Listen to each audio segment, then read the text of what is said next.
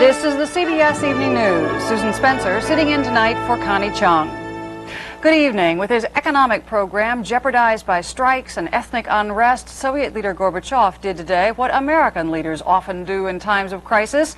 He went on national television to plead for calm and cooperation. Barry Peterson reports from Moscow. Mikhail Gorbachev showed up unannounced on national television this afternoon at a time when viewers were tuning in to watch cartoons.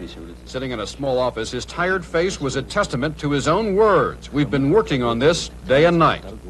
And in his comments, he made it clear that the miners' complaints mirror his own frustrations about how slowly things are changing in this country. Many of these problems should have been solved 2 or 3 years ago, he says. And here's the man who sowed the seeds of this country's miners' strike, Mikhail Gorbachev, speaking with Ukrainian miners during a visit last winter. Look around you, he said. Those who lag behind on the road to perestroika, no matter their position, you have to push them aside. Don't worry, Mikhail Sergeyevich, said this miner. We'll surmount any obstacle. Gorbachev aligning himself with the miners now is an indication he will use the strike as an excuse to purge the Communist Party, adopting the miners' complaints as his own bill of indictment against old-line party members standing in the way of his reforms. That would boost Gorbachev's programs and increase his hold on power. He could put more of his own people in control. The miners' strike is a sign of the growing resentment about the declining quality of life here. Gorbachev hopes to use that resentment to his favor, using it as a broom to sweep out all those who oppose his reforms from the local level to the very top of this government. Barry Peterson, CBS News, Moscow. In the coal fields of the Ukraine, striking miners crowded around television sets to watch Gorbachev, but as Jan Charlton reports, the hundreds of thousands on strike show no sign of backing down.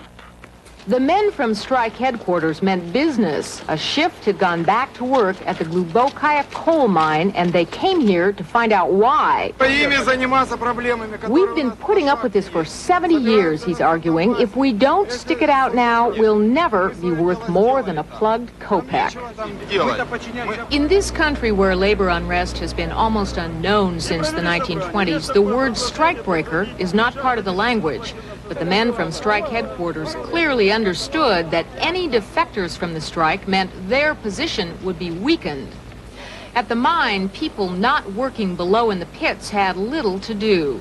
The miners' major beef that the mines are unsafe has been admitted by Soviet mining officials. In the huge Ukraine and in Siberia, 600 men a year are killed by rockfalls, collapsing timbers, and gas explosions. Machinery, when it works, is primitive and safety standards are grim. Miners accuse their strike bosses. You told us it was decided to go back to work. No, we didn't, said the managers. You wanted to. These first-time strikers have quickly learned the politics of how to stand together, but they have yet to face a direct order from Moscow, and that is where they're likely to fall apart. To keep that from happening, the strikers have sent a delegation to Moscow to meet with Gorbachev. He's promised their problems will be examined by the Supreme Soviet with the strikers' input. This afternoon, they watched him admit on national television they probably had reasons for their extreme stand. But in a country dependent on coal for electrical power, every day they stay out here means a strain somewhere else. In an economy already in danger of collapse, even legitimate demands of the few will not win a fight with the needs of the many. Jan Charlton, CBS News, Donetsk, the Ukraine. Japan is reeling tonight amid projections that the party that has ruled the country for 3 decades has been trounced at the polls, losing control of the upper house. As Bill Whitaker reports, sex scandals and corruption appear finally to have caught up with the LDP. It's like nothing Japan has ever seen before. After 34 years as the undisputed king of the political hill, Japan's ruling Liberal Democratic Party, the LDP, is about to go down to defeat and lose control of the upper house of parliament. The LDP, for the first time in its history, will lose the majority in the upper house. Voters are sick and tired of scandal and corruption, and a new 3% consumption tax is universally despised, especially by women. every time we do any shopping, we have to pay this tax. And so the housewives are very angry about this tax. Opposition parties love the tax. The Japan Socialist Party has made tax repeal the centerpiece of its campaign and expects to ride the anti-ruling party wave to an unprecedented election victory. Socialist Party chief Takako Doi compares the tax revolt to the Boston Tea Party. Boston Tea Party. Defeat in these elections won't sever the LDP's grip on power, but will weaken it. And that could mean a divided, chaotic government and a tougher line toward the U.S. on trade issues. Socialists promise more protection for Japanese industry and agriculture. A weakened ruling party may be forced to go along to appease politically powerful farmers already angered by increases in American agricultural imports. In the last days of the campaign, the ruling party even trotted out scandal-plagued Prime Minister Sosuke Uno to say his party will consider modifying the hated tax. But even before the votes are counted, ruling party members are blaming Uno for the defeat and urging him to resign. I'm sorry to say, I'm afraid that Mr. Uno failed. But nothing, it seems, can save the LDP now. One voter said, maybe the party will learn from defeat and clean up its act. Bill Whitaker, CBS News, Tokyo. Still ahead on the CBS Evening News, selling Congress on the high cost of stealth. And later on Inside Sunday, the high cost of health and the crisis over prices.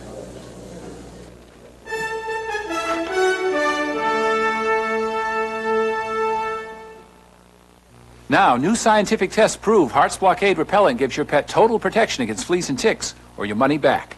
Unsolicited, here's what some satisfied Blockade users have told us. I purchased a can of Blockade and sprayed my cat. The fleas started crawling off immediately. I am very impressed with this product and highly recommend it. Since using Heart's Blockade, I haven't seen any fleas on Buster, nor have I had to remove any ticks from him. Blockade is wonderful, a dream come true. Heart's Blockade, guaranteed flea and tick protection that really works. Dear Malox, my daughter's dates give me Malox moments. Hey, I'm here! Last night was a real doozy. What a Malox moment. My stomach did flip-flops. Good thing Extra Strength Malox Plus is so strong. My doctor recommended it, and it's the strongest antacid I can buy. With teenagers, Malox is a must. Nice house. Nice earring. Write us about your Malox moments. Extra Strength Malox Plus. Strong relief for all your Malox moments.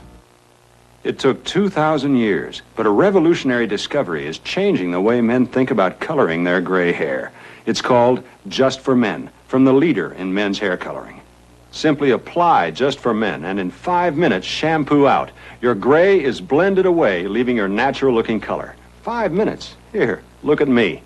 Just for Men leaves your hair looking healthy and fuller, and it won't fade or wash out. Just for Men, in the men's hair care section. The controversial B-2 stealth bomber is flying into the teeth of a Capitol Hill storm.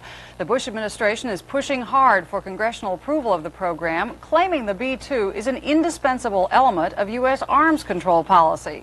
Jacqueline Adams reports. Now, the B-2. Northrop, the bomber's manufacturer, hit the airwaves this weekend to win support for the most expensive airplane ever built. Congress this week will vote to kill or severely limit the stealth. And at $70 billion for the fleet President Bush has requested, sticker shock has left lawmakers agog. We have to come down to the bare-knuckle facts in the Congress as to how we're going to pay for this thing. It's up to about $538 million a copy right now. With only one 2-hour test flight under its wings, the stealth still faces inevitable and costly design changes, which make even supporters skittish about fully funding the new plane.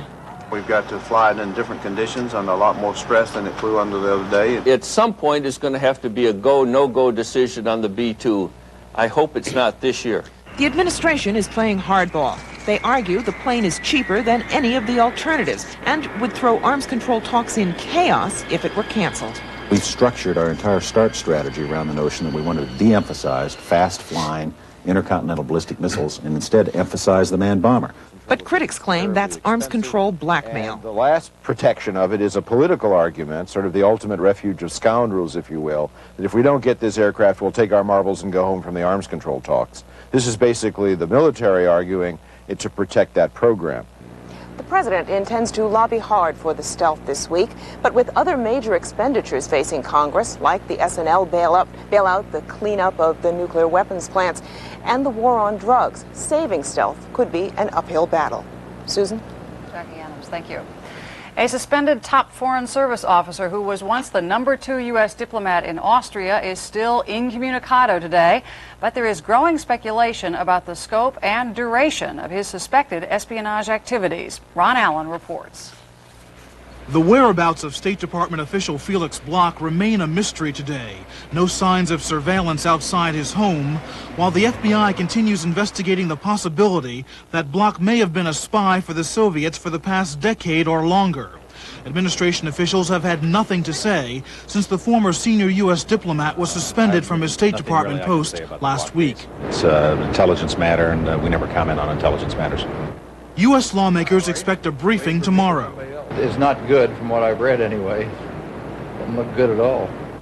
Bloch joins a long list of recent suspected and convicted spies for the Soviets, including John Walker, the Navy spy who gave communications information to the Soviets, Edward Lee Howard, the CIA spy who identified agents inside the Soviet Union, Marine Sergeant Clayton Lonetree, who allowed Soviet agents access to the U.S. Embassy in Moscow, and Ronald Pelton, a National Security Agency employee who gave the Soviets details about U.S. intelligence gathering methods.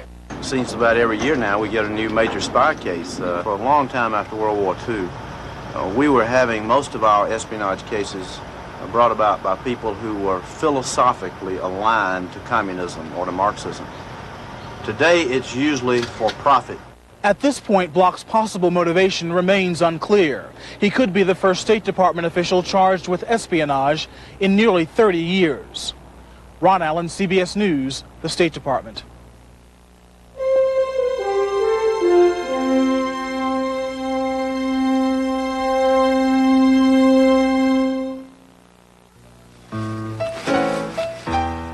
Norman, what's that? Nothing, honey. I asked a simple question. Norman, are you eating something? It's nothing, honey. He lies like a dog. Kellogg's Nut and Honey Crunch. Crisp golden flakes glazed with sweet honey and real roasted peanuts. Irene, what's that you're playing? Nut and honey. Two can play this little game. Kellogg's Nut and Honey Crunch.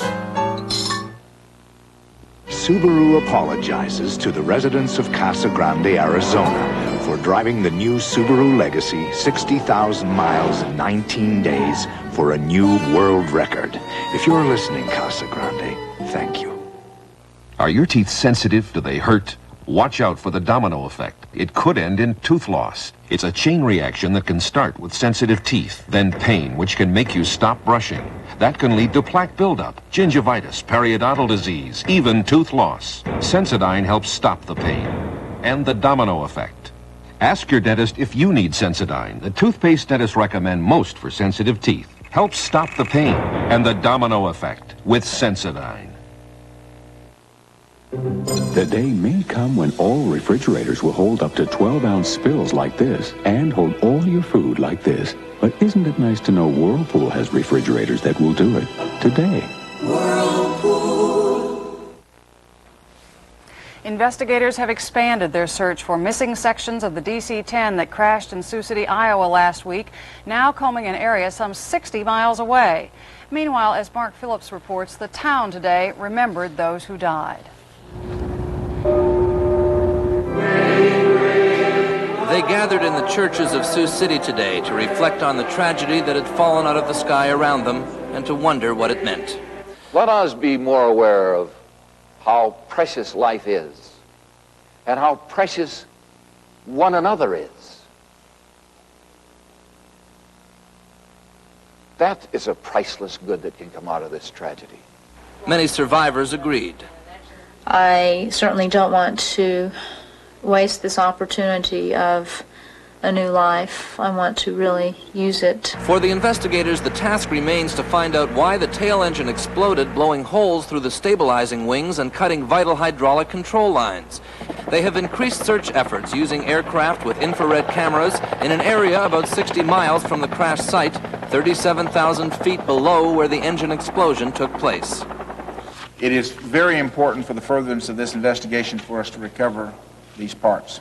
Investigators here have been fortunate in having virtually the entire airplane and a surviving flight crew to provide information.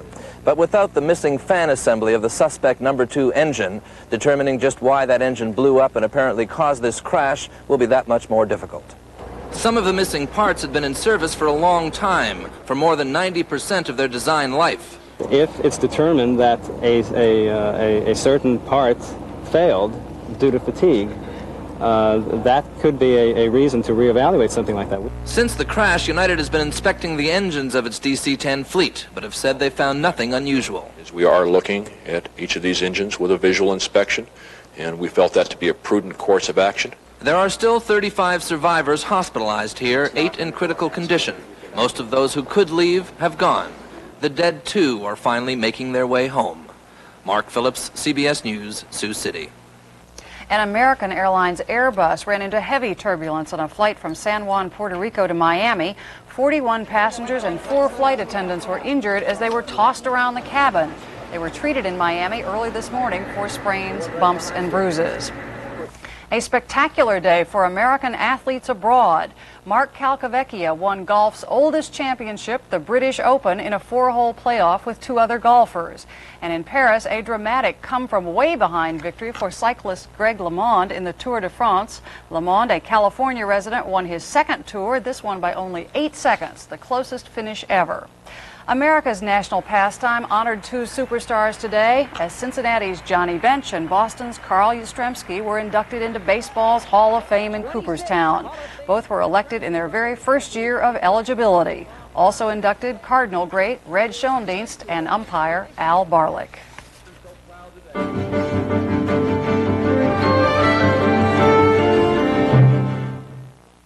These days, I'm eating better. Less cholesterol, more fiber, plenty of fruits and vegetables. So how come I'm the one with a painful gas? Surprise! The foods highest in nutrition are often highest in gas. That's why there's Gas-X. Unlike the leading antacid, Gas-X has the only ingredient approved for the relief of gas pain and pressure. See? Only Gas-X gets rid of the gas, so you feel better fast. I'll eat to that. Eat right and feel right with Gas-X. There's an enemy in your car's engine, friction. That's why you need the special quality of Pennzoil motor oil. Pennzoil exceeds the API's highest standards for maximum protection. Conquer the enemy friction with the world-class protection of Pennzoil. Dentists warn the #1 dental problem isn't cavities, it isn't tartar, it's plaque. And most people just don't brush well enough to get enough plaque off their teeth. That's why there's Plaques, the dental rinse specifically designed to remove plaque. U.S. Sprint proudly announces fiber optic 800 services for businesses large and small. No matter what you're selling by phone, your customers will sound closer and your calls will cost less. Get America's only nationwide 100% fiber optic 800 service for your business. Call Sprint now and talk with the best. The chairman of the House Committee on Aging is proposing an overhaul of the U.S. healthcare system. Edward Roybal will introduce legislation tomorrow to provide medical coverage to all Americans and at the same time limit government spending on health care. The United States has by far the most expensive health care system in the world. Yet ironically, millions of Americans have no coverage. Tonight on Inside Sunday, health care, the problem and some solutions. We begin in Oregon, where a revolutionary and controversial new program is about to go into effect. In the last days of his life, 7-year-old Kobe Howard's family pleaded for money for the bone marrow transplant he desperately needed. The state of Oregon had said no Medicaid funds. Kobe Howard died.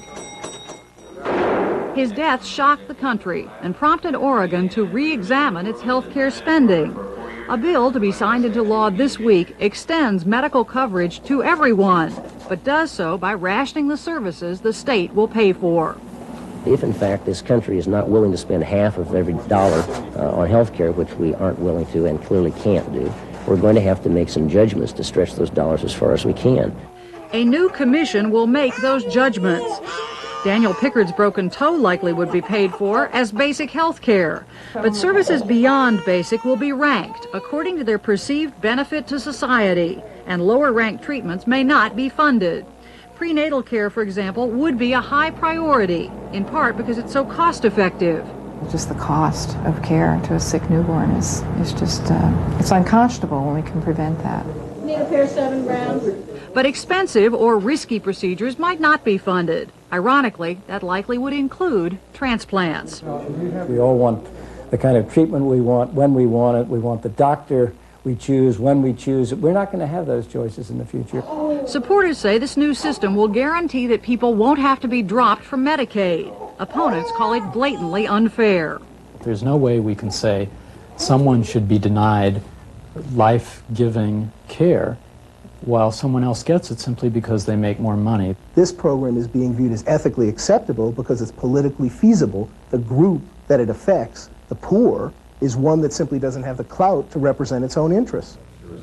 The plan has sold politically. Organized Medicine supports it, and last week state officials lobbied Washington for permission to start. In a country where 1 in 5 citizens is uninsured, Oregon's experiment is being watched very closely. If we're going to get good care, then we're going to have to place many limits and constraints on ourselves. I think that's inevitable, but I don't think we'll necessarily be all the worst off for doing so. Private industry also is wrestling with rising health care costs. CBS News reporter Linda Tyra tells us now how one company managed to get those costs under control. Allied Signal has taken the plunge, tired of watching its profits eaten up by dramatic increases in employee health care costs, increases as much as 39% in one recent year. Allied Signal decided to sign an innovative 3-year managed health care plan.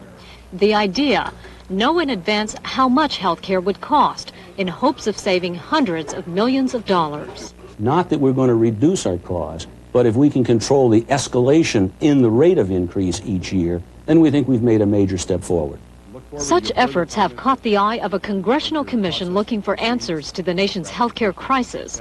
If employers are put in the position of having to pay an ever-increasing share of the country's health care costs, then our capacity to compete internationally is going to be reduced. Under Allied Signal's new plan, employees are covered by a network of doctors picked by the Cigna insurance company. But unlike many such plans, workers can also see their own doctors, though their costs will be higher. While Allied Signal says that so far 75% of those covered are using the insurance company's doctors most of the time, employees give the plan mixed reviews. I went in for a physical, and they did everything, and all it cost me was $10. So that was good. Well, the old system was easier to get appointment, and there wasn't as much paperwork as there is now. Yes, it does involve change, and yes, some employees get upset with it. But it does ensure quality of medicine and impacting or lowering cost. If it's been a gamble for Allied Signal to take a new health care approach, it's also been a major test for the insurance company. Cigna knows that if this plan succeeds, many other companies may follow. I think the trend in the United States is going to be more towards the managed healthcare environment. In fact, I would say that within 5 years, 90% of the employees in the United States will be in managed healthcare networks. While no one thinks the Allied Signal plan is a complete answer to soaring health insurance costs, at the very least, it promises to relieve the squeeze on the company's bottom line. Linda Tyra, CBS News, Washington. One more plan aimed at attacking rising health care costs already is making its way through Congress. The aim of this one is to control Medicare costs by putting an annual cap on Medicare payments to doctors. Leading the opposition, the American Medical Association.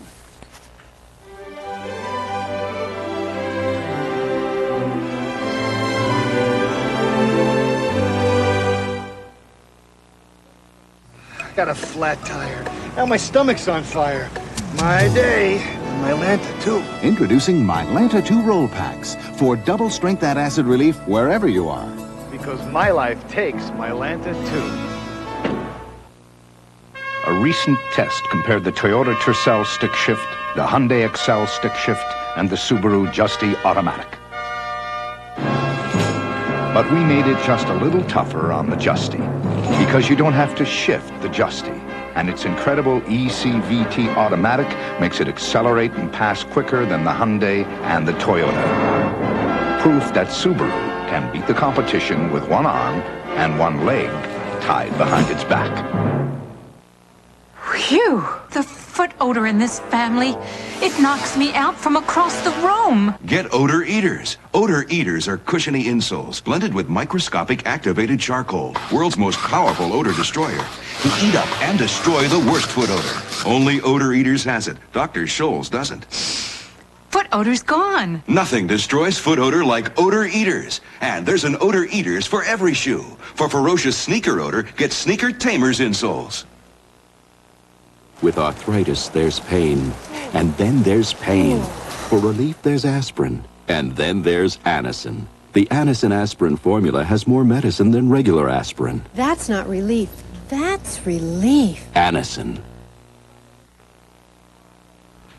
The Sandinista regime of Nicaragua has been busily marking its 1979 victory over General Somoza. The leftist government is promising a democratic future, but unless the economy improves, there may be no future at all. Doug Tennell reports.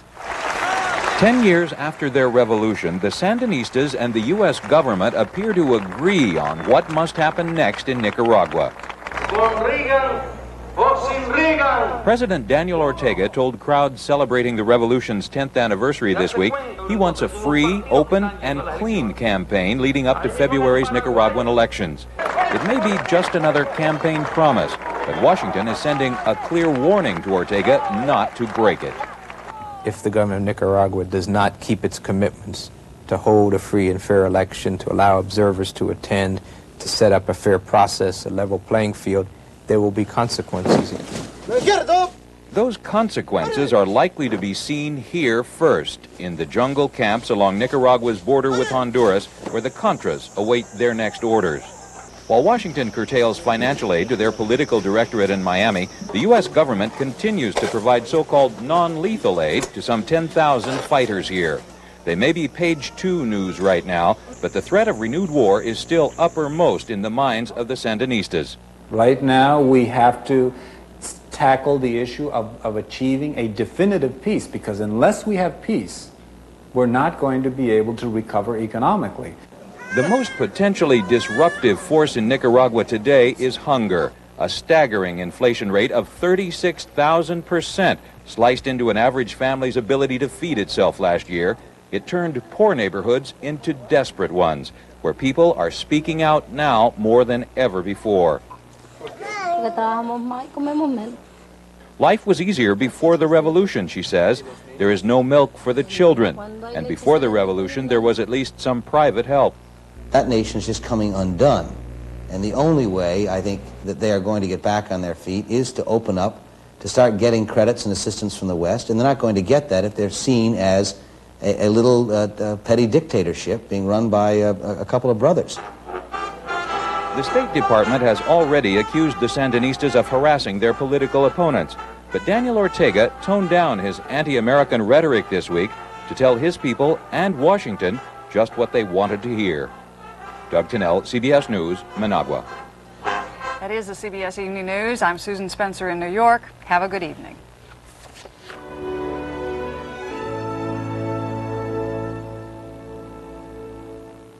This is CBS. Good evening, I'm Bob Williams. Coming up on Eyewitness News, budget cuts are forcing Nashville's DUI center to close, and some say that will mean more drunk drivers. I'm Dan McDonald. The Catholic Church is facing a serious shortage of priests. It's a problem the church is coping with nationwide and here in Middle Tennessee. We'll have that story tonight on Eyewitness News. And some American Airlines passengers got more than they paid for. Those stories and preachers and teachers coming up next on Eyewitness News.